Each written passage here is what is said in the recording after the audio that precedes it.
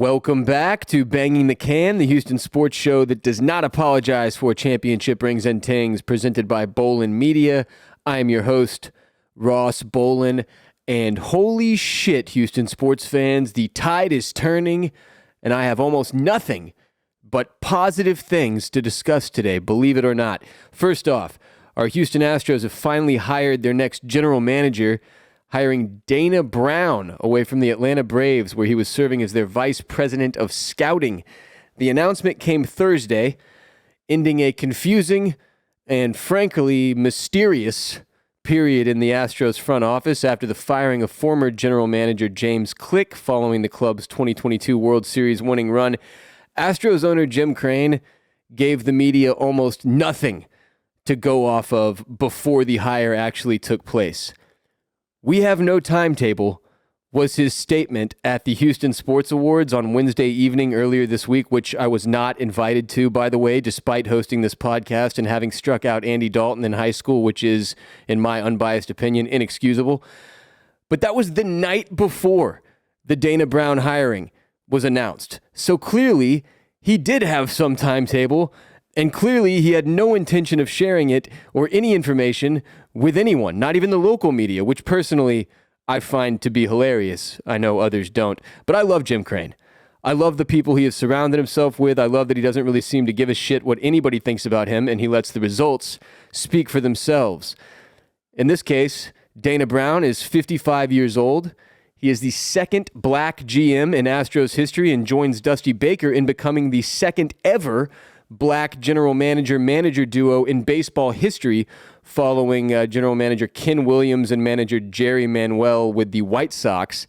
And he is the only current black general manager in the MLB. Now, if you're like me and you didn't really know Dana Brown from Adam, it's time to get excited because this dude has one hell of a resume and the rest of the baseball world is not happy about the Astros landing this cat. I saw Michael Schwab on Twitter say that someone in another MLB front office said that the Astros championship window just extended 5 to 7 years longer, which is probably an exaggeration, but perhaps not, because Brown spent the last 4 seasons as vice president of scouting for the Atlanta Braves, where he is credited with doing a notably phenomenal job bolstering Atlanta's roster, being widely credited with drafting outfielder Michael Harris and pitcher Spencer Strider, both of whom were the top vote getters in the 2022 National League Rookie of the Year ballot, with Michael Harris II actually winning the award and Spencer Strider finishing in second. Before that, Dana spent 9 seasons as special assistant to the general manager for the Blue Jays, so he was the Dwight Schrute of Toronto there, and worked as director for scouting for the Expos and Nationals from 2002 to 2009, during which time he drafted over 40 major leaguers, including 7 All-Stars. But he's been at this scouting stuff since 1994 when he started his career with the Pittsburgh Pirates.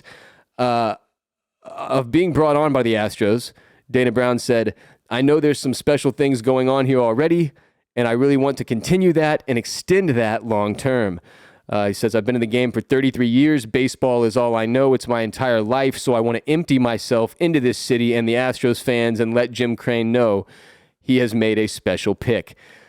Brown's hiring comes just 3 weeks before the spring training officially begins, by the way. Jim Crane said, "We are excited to have Dana join our organization. He brings us championship caliber experience to our team and is the right fit for us to continue delivering a winning franchise on and off the field. We welcome Dana and his family to the Astros family." So, for everyone who was either excited or worried that Jim Crane was going to go full Jerry Jones with the shits, here you have it. Here's our man, Dana Brown.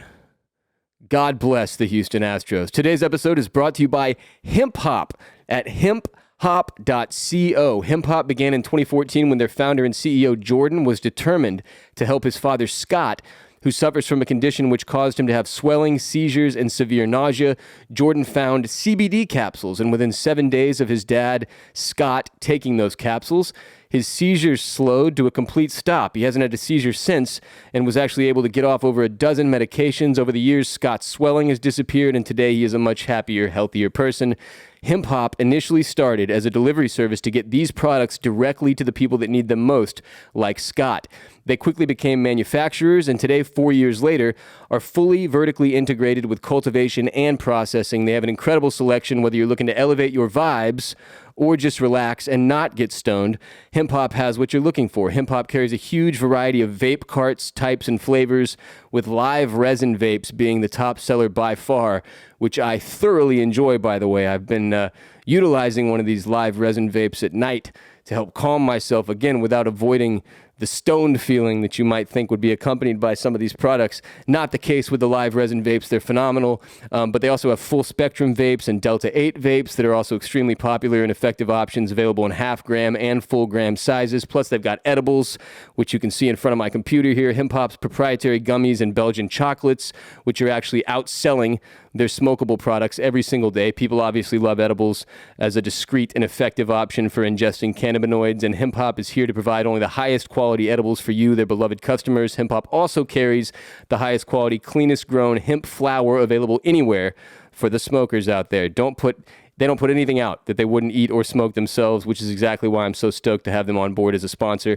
They carry topicals, tinctures, capsules, bath bombs, and dog treats as well. Hemp Hop offers shipping worldwide, anywhere hemp is legal, with customers in every single U.S. state and all throughout Europe as well. And for you, can bangers who are of the age of 21 or older, Hemp Hop is providing a 10% off discount when you use the code BTC at checkout on hemphop.co. But if you place an order of over $200 or more, use the code BTC20 and you'll get 20% off your order. Just go to hemphop.co and use code BTC for 10% off, or code BTC for 20% off your order of $200 or more. That's HEMPHOP, hemphop.co.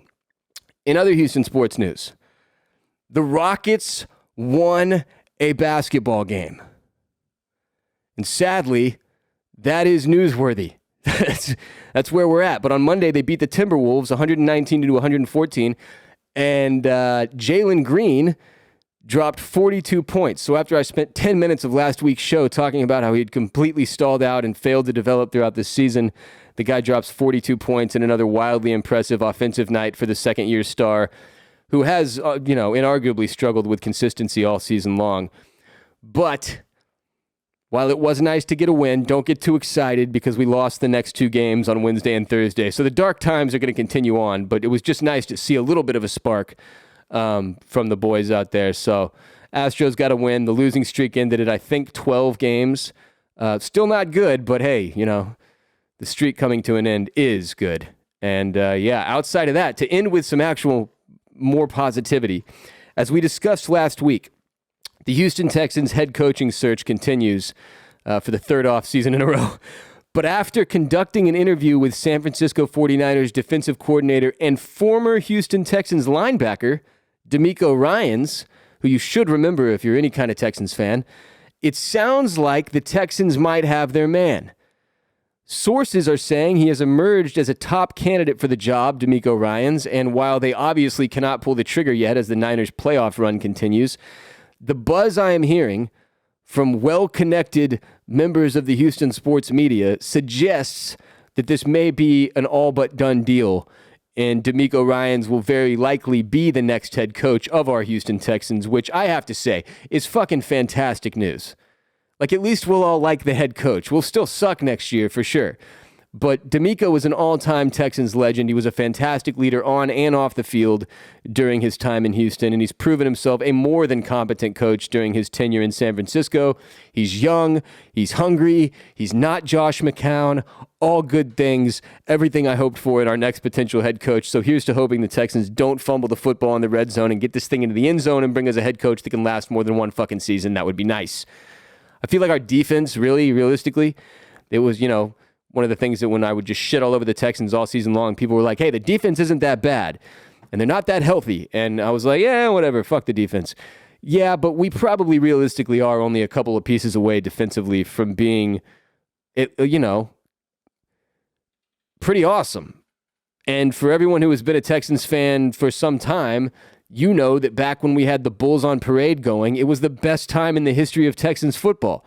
It was so much fun. Even when we weren't winning games, watching the defense wreak havoc on the field for, what a lot of the time ended up being more than half the game was great. It gave you a reason to tune in when you could root for all those guys like Brian Cushing and then eventually J.J. Watt, the very young version of him. But and guys like D'Amico Ryans and the linebacker crew that we had and Connor Barwin, and those were the days, man. That was fun. We had something going there. And defensively, it made the football games exciting. So even if this just brings in something for us to get excited about on the defensive side of the ball, getting back to being a defensive-minded football team would be incredible because we have absolutely nothing going on offense. And this would at least give us something to root for. So how they plan on countering D'Amico's defensive mindset with an offensive coordinator or what is yet to be determined, obviously, as none of this has been determined. But I'm not that worried about it, frankly. One step at a time, huh? One thing at a time. Let's just get a good head coach in here first that the team can get behind, that the fan base can get behind, and we can worry about what happens on the offensive side of the ball after we draft a fucking quarterback who's capable of running an offense on that side of the ball. Just give me something positive to get behind. Let's get the ball rolling in the right direction. For the love of God, this would be huge. So fingers crossed on D'Amico Ryans. The more I think about it, the less I want Sean Payton. I'm all in on D'Amico now. I don't like the concept of having to trade away assets and draft picks and having to pay Sean Payton more than any head coach has ever been paid just to bring him in and like him maybe sail off into the sunset with that money, not giving a shit what happens to our franchise. I feel like D'Amico Ryans would be extremely invested in what we're doing and trying to build a longer term, more sustainable version of success for the Houston Texans that perhaps we have never even seen as Texans fans. So D'Amico Ryans, that's who you should be rooting for. That's our guy. That's who I'm excited about, and hopefully it will happen. That will do it for today's show, but remember, every episode of Banging the Can is available on YouTube at youtube.com/@bangingthecan. Full video of every episode for those of you who would rather watch than just listen. And frankly, even if you don't care to watch, I would appreciate it if you would take the time to subscribe on youtube.com/@bangingthecan so we can continue to grow the show. It's a great way to show your support for what we're doing here. Please and thank you. On that note, please share the most unapologetic Houston sports show in existence with your friends and family. Maybe next year I'll get invited to the Houston Sports Awards as a result. Support our sponsors. This week's sponsor is Hemp Hop. If you're 21 or over, head to hemphop.co, hemphop.co today and use code BTC at checkout for 10% off, or BTC20 when you spend $200 or more to get 20% off. And check out my media startup, Bolen Media, at bolenmedia.com. My comedy show, The Ross Bolen Podcast, available wherever you consume Banging the Can. And follow us on TikTok at Banging the Can, as well as Twitter and Instagram at Banging the Can. I'm Ross Bolen. You can follow me on Twitter and Instagram at WRBolen. Video of today's episode was produced by Kade Orris here at Bolen Media. And I will be back soon. Until next time, htown, stay down.